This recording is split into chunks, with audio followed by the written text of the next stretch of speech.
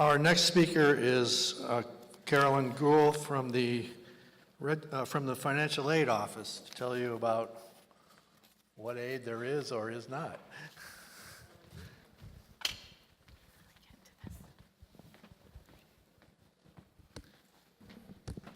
Hello.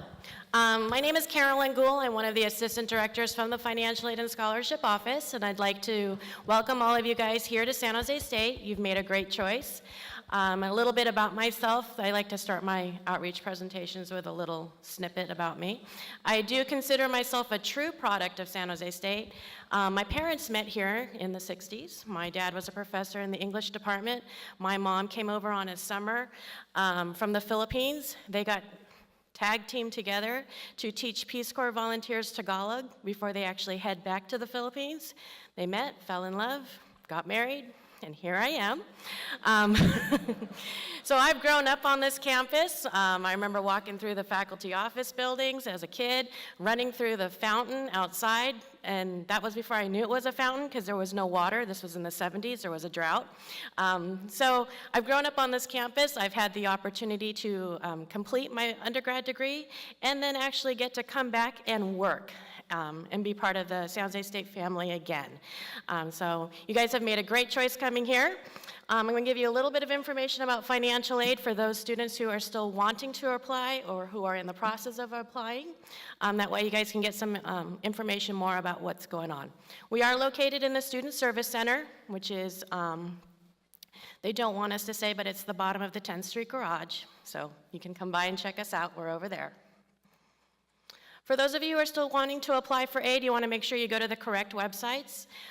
It's fafsa.gov, or if you're an AB 540 student, you would be going to the caldreamact.org website.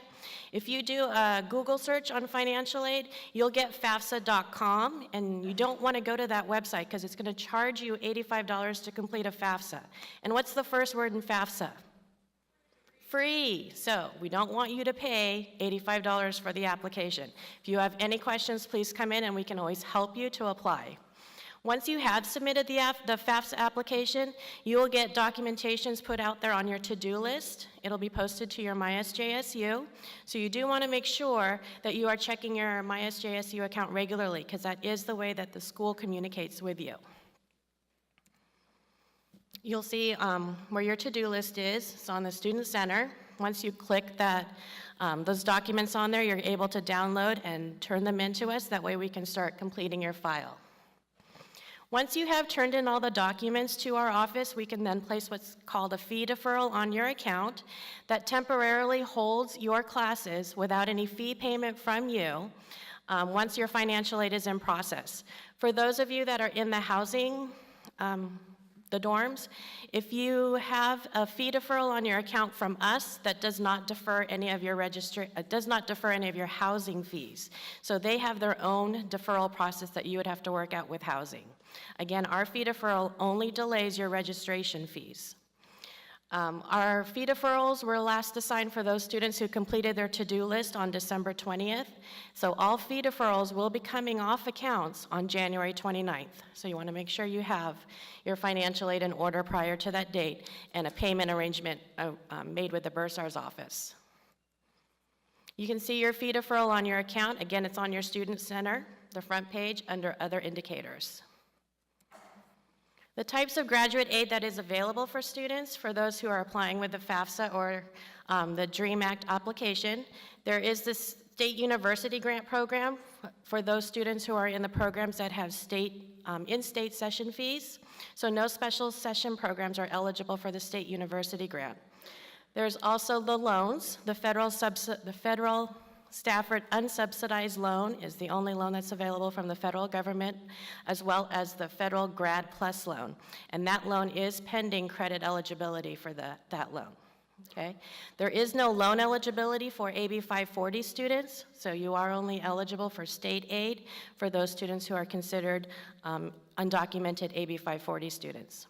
There's also scholarships and fellowships that could be eligible for students. Those would be through your individual majors or the individual departments. You would have to check with those areas to see if there's anything available from them. And there is also the federal work-study program for those students who are choosing to work on campus.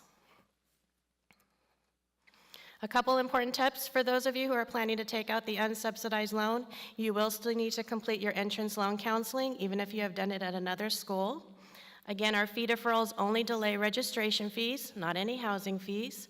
And for those graduate students who are considered provisional admits, your financial aid cannot disperse until your admission status has been cleared.